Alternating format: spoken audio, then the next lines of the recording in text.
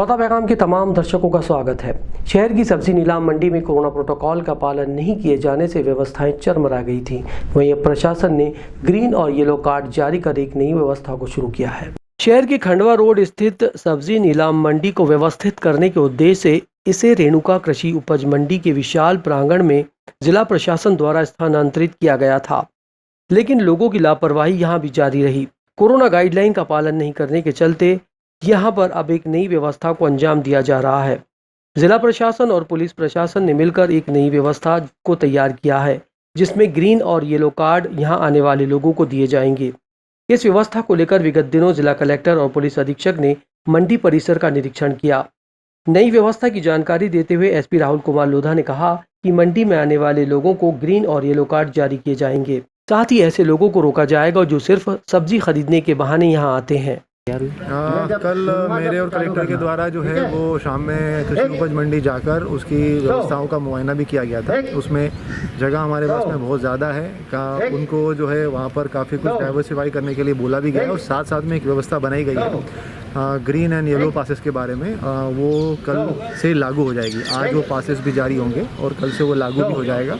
और साथ साथ में पुलिस की तरफ से उसके अंदर जो है जो बेफालतू में मंडी के अंदर सिंगल लोग आते हैं सब्जी वब्जी खरीदने के लिए, उनको भी कृषि मंडी वाले रोकेंगे और उनके ऊपर भी कार्रवाई जो है पुलिस के द्वारा की जाएगी। ये व्यवस्था हमने अभी लागू करवाने के लिए बताया है। अगले 2 दिन के अंदर ये व्यवस्था सुचारू रूप से लागू हो जाएगी, तो उसमें भी काफी अंतर। जिले में कोरोना संक्रमण लगातार अपने पैर पसार रहा है। हालांकि स्वस्थ होने वाले मरीजों की तादाद भी अधिक है। शनिवार को जारी रिपोर्ट में नए कोरोना संक्रमित मरीजों की जानकारी मीडिया को दी गई है। जिले में शनिवार को नए 34 कोरोना संक्रमित मरीज सामने आए हैं। इन मरीजों के सामने आने के बाद जिले का ये आंकड़ा 2323 तक पहुंच गया है। इन आंकड़ों के बीच स्वस्थ होने वाले मरीज भी 2054 तक पहुंच गए हैं। फिलहाल एक्टिव मरीजों की तादाद 234 बताई गई है। शनिवार को स्वास्थ्य विभाग द्वारा 812 लोगों के सैंपल लिए गए हैं, जिनकी रिपोर्ट आगामी दिनों में प्राप्त होगी। शनिवार को पुलिस ने बेवजह घूमने वाले लोगों को अस्थायी जेल बस में बैठाकर स्टेडियम ग्राउंड पहुंचाया, जहां उनसे 1 घंटे तक पीटी करवाई गई। इस समय पूरा विश्व कोरोना जैसी घातक महामारी से जूझ रहा है। इससे निपटने के लिए जिला प्रशासन ने बुरहानपुर में कोरोना कर्फ्यू भी लगा दिया, लेकिन कई लोग बाज नहीं आ रहे हैं। अलग अलग बहाने लेकर मार्केट में बाहर घूमने निकल रहे हैं। इसे देखते हुए सभी थानों के पुलिस बल ने बेवजह घूमने वाले लोगों को यात्री बस में बने अस्थायी जेल से लाकर उन्हें बुरहानपुर के स्टेडियम ग्राउंड पर पहुंचाया। एसपी राहुल कुमार लोधा के आदेश पर लोगों को 1 से 1.5 घंटे शारीरिक कसरत और योगा करवाई गई। साथ ही लोगों को शपथ दिलाई गई कि मैं अनावश्यक घर से बाहर नहीं निकलूंगा, कोरोना गाइडलाइन का पालन करूंगा, मास्क लगाऊंगा, सैनिटाइजर का इस्तेमाल भी करूंगा। इसी के साथ लोगों को समझाइश देने के बाद चालान बनाकर छोड़ा भी गया। ये पुलिस द्वारा प्रतिदिन सुबह और शाम को जो है जो भी लोग बेवजह बाहर घूमने के लिए निकलते हैं उन लोगों को अस्थायी जेल में बिठाकर यहाँ पर लाया जा रहा है। और साथ ही साथ में उनसे जो है वो उठक बैठक और भी शारीरिक कसरत जो है वो करवा कर एक कोरोना शपथ दिलवा के नाम नोट करके और उनको फिर वापस जो है वो छोड़ा जाता है। कोरोना महामारी के हॉट स्पॉट बने महाराष्ट्र के 3 जिलों से हमारा जिला जुड़ा होने के बावजूद जिले में कोरोना संक्रमण नियंत्रित है और हमारा जिला अब तक हॉट स्पॉट नहीं बना है। ये सब संभव हुआ है हमारे जिले के कलेक्टर प्रवीण सिंह के कुशल प्रबंधन से। महाराष्ट्र सीमावर्ती बुरहानपुर जिला कोरोना की पहली लहर और दूसरी लहर दोनों लहरों में यहाँ पर कोरोना में काफी कंट्रोल रहा। ये संभव हो पाया है जिला प्रशासन, स्वास्थ्य विभाग की टीम वर्क और ठोस रणनीति के चलते। पश्चिमी मध्य प्रदेश में महाराष्ट्र की सीमा से सटा बुरहानपुर जिला कोरोना की पहली लहर में और अब कोरोना की दूसरी लहर में कोरोना कंट्रोल के मामले में प्रदेश के अन्य जिलों की तुलना में यहाँ काफी कम कोरोना के केस हैं। समय समय पर सीएम शिवराज सिंह चौहान विभिन्न वीडियो कॉन्फ्रेंसिंग के जरिए इसकी चर्चा भी कर चुके हैं। आज की तारीख में बुरहानपुर कोरोना के मामले में मध्य प्रदेश में सबसे कम मामलों वाला जिला है। जिले के कलेक्टर प्रवीण सिंह ने रणनीति का खुलासा करते हुए कहा, बुरहानपुर जिले से महाराष्ट्र के 3 जिले जलगांव, बुल्ढाना और अमरावती जिलों की सीमा लगती है और ये तीनों जिले कोरोना के लिहाज से काफी हॉट स्पॉट है। जिला प्रशासन ने सबसे पहले इन जिलों से आने वाले नागरिकों का टेस्ट कराना शुरू किया। केवल उसे ही मध्य प्रदेश में प्रवेश की इजाजत दी जो टेस्ट नेगेटिव लाया। इसके बाद कोरोना कहाँ से ज्यादा फैल रहा है उन इलाकों को कंटोनमेंट बनाया गया। हर गांव में मैदानी अमले, निजी चिकित्सकों के जरिए सर्दी खांसी जुकाम के मरीजों पर नजर रखी गई। जिन गांव में अधिक सर्दी खांसी जुकाम के मरीज मिले वहां पर मोबाइल वैन भेजकर फीवर क्लिनिक लगाकर टेस्ट किए गए। अगर कोई पॉजिटिव आता है तो उन्हें होम क्वारंटाइन या फिर कोविड केयर सेंटर भर्ती कर उनका बेहतर इलाज किया गया। जिले में मास्क पहनने को लेकर रोको टोको अभियान चलाया गया। मास्क नहीं पहनने वालों से करीब 65 लाख रुपए का राजस्व वसूला गया है।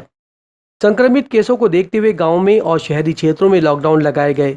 बीते 15 दिन से बुरहानपुर में कोरोना लॉकडाउन लगा है, जिसके चलते अब कोरोना संक्रमण की संख्या में काफी कमी आई है। साथ ही वैक्सीनेशन का काम योजनाबद्ध तरीके से किया जा रहा है। इसके बाद मास्क पहनने, सैनिटाइजर से हाथ साफ करने और सोशल डिस्टेंसिंग का कड़ाई से पालन कराया जा रहा है।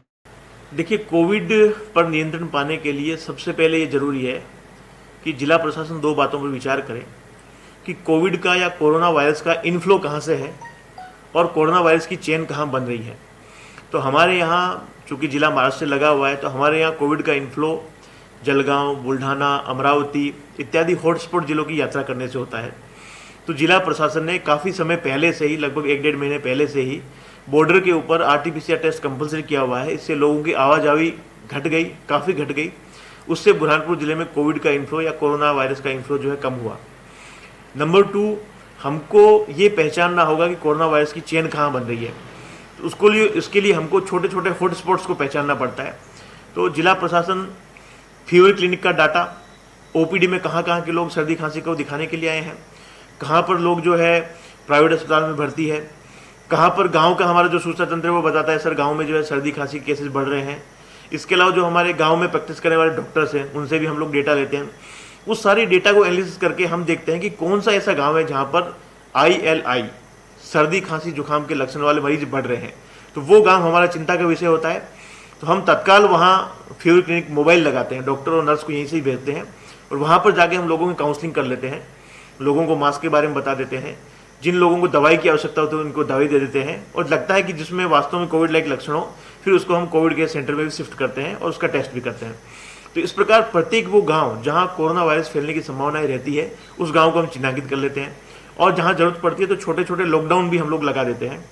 अभी बुरहानपुर जिले में पिछले 14 दिन से लॉकडाउन चल रहा है और उसका परिणाम ये है, उसके अच्छे रिजल्ट ये आ रहे हैं कि अभी बुरहानपुर में जो प्रतिदिन केस 30, 32, 28, 29 रहते थे वो अभी 15, 16, 17 की रेंज में आ गए हैं। परंतु अभी भी मेरी आज सुबह मैंने पब्लिक के लिए वीडियो जारी किया गया है कि केस कम होने का मतलब ये नहीं है कि बुरहानपुर में कोरोना चला गया है। कोरोना है, वो कभी भी लौट सकता है। हम लोग अगर लापरवाही करेंगे तो कोविड दोबारा आ जाएगा। लेकिन जनता का जिस प्रकार सहयोग रहा है, बुरहानपुर के लोगों ने जो काम किया है, सोशल डिस्टेंसिंग का पालन किया है, मास्क का जो है अच्छा बुरहानपुर कंप्लाइंस है।